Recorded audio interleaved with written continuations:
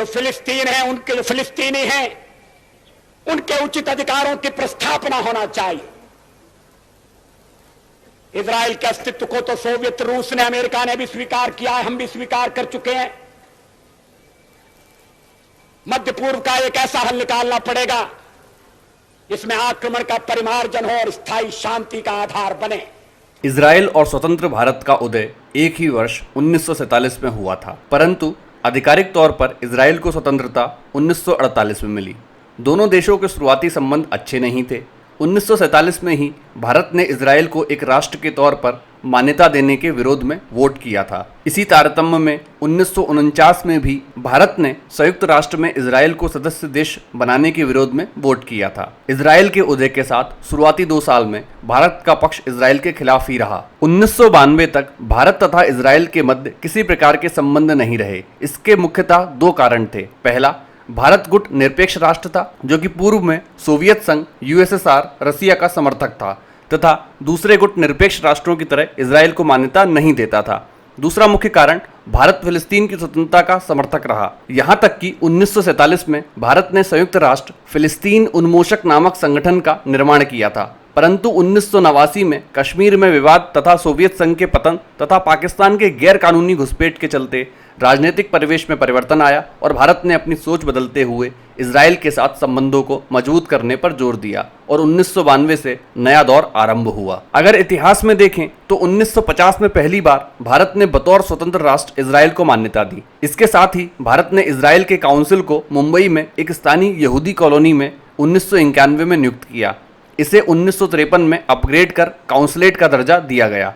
1956 में सुएज नहर के विवाद के बीच इजराइल के विदेश मंत्री मोशे सेरेट ने भारत का दौरा किया। इतिहासकारों और जानकारों के अनुसार 1962 के चीन युद्ध के दौरान इजराइल ने पुरानी घटनाओं को एक सिरे से भुलाकर भारत की हथियारों और दूसरे युद्धक साधनों से मदद की थी। यहाँ बताना उचित ही होगा कि उस वक्त के प्रधानमंत्री पंडित जवाहरलाल नेहरू ने अपने इजरायली समकक्ष से पत्र लिखकर मदद मांगी थी। इजराइल के तत्कालीन प्रधानमंत्री बेन गुरियन ने हथियारों से भरे जहाज को भारत रवाना कर पत्र का उत्तर दिया। हालांकि सार्वजनिक तौर पर दोनों देशों ने एक दूसरे से दूरी ही बरती, क्योंकि उस समय भारत यूएसएसआर के करीब था और इजराइल अमेरिका के। 1971 में पाकिस्तान युद्ध और 1999 में कारगिल युद्ध में भी इजराइल ने भारत को अत्याधुनिक हथियारों से मदद की। इतना ही नहीं, इंदिरा गांधी ने जब भारत की खुफिया एजेंसी रॉ का गठन किया, तब इजराइल की खुफिया एजेंसी मोसाद ने भारत का व्यापक स्तर पर सहयोग किया। 1992 में भारत के तत्कालीन प्रधानमंत्री पीवी नरसिम्हा राव ने भारत इजराइल के बीच कूटनीतिक संबंध स्थापित किए थे। अगस्त 1977 में मोरारजी देसाई के वक्त में इजरायली विदेश मंत्री मोशे दायान का भारत में एक गोपनीय दौरा हुआ था। इसके बाद से ही दोनों देशों के बीच द्विपक्षीय संबंधों में गर्माहट आना प्रारंभ हो गई थी। 1992 में राजनयिक संबंध स्थापित होने के बाद से वर्ष 2000 में पहली बार लालकृष्ण आडवाणी एक वरिष्ठ मंत्री की हस्ती से इजराइल गए थे। भारत और इजराइल के संबंधों को राजनीतिक तौर के कालक्रम पर देखें तो 17 सितंबर 1950 को भारत ने इजराइल राष्ट्र को आधिकारिक तौर पर मान्यता प्रदान की। 1992 में इजराइल के साथ भारत के राजनीतिक संबंध स्थापित हुए। प्रधानमंत्री नरसिम्हा राव ने इजराइल के साथ कूटनीतिक संबंध शुरू करने को मंजूरी दी। 1992 में ही भूतपूर्व प्रधानमंत्री अटल बिहारी वाजपेयी के कार्यकाल अवधि में इजराइल के साथ संबंधों को नए आयाम तक पहुंचाने का पुरजोर कोशिश की गई। अटल बिहारी के प्रधानमंत्री रहते हुए ही इजराइल के तत्कालीन राष्ट्रपति एरियल शेरोन ने भारत की यात्रा की थी। यह यात्रा किसी इजराइल राष्ट्रपति की भारत में पहली यात्रा थी।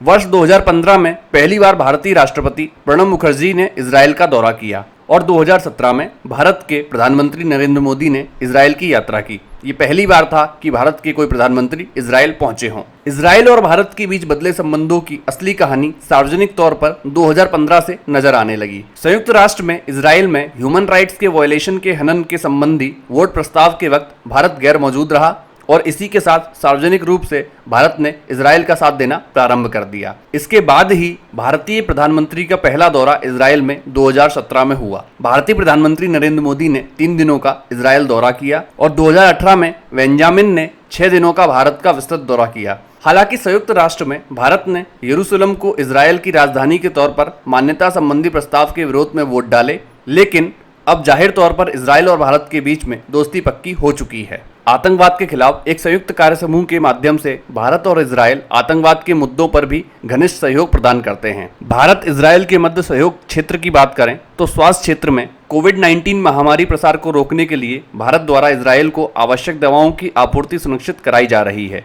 भारत सरकार ने इजरायली दवा उद्योग के लिए मेडिकल टीम भेजने और कच्चे माल के लिए N95 फेस मास्क और अन्य चिकित्सीय उपकरणों की आपूर्ति सुनिश्चित करने की मंजूरी दी है। रक्षा क्षेत्र की बात करें तो मार्च 2020 में भारत ने इजराइल के साथ 880 करोड़ रुपए का एक रक्षा सौदा किया है। इस रक्षा सौदे में भारतीय सशस्त्र बलों के लिए 16,469 लाइट मशीन गन खरीदने का ऑर्डर दिया गया है।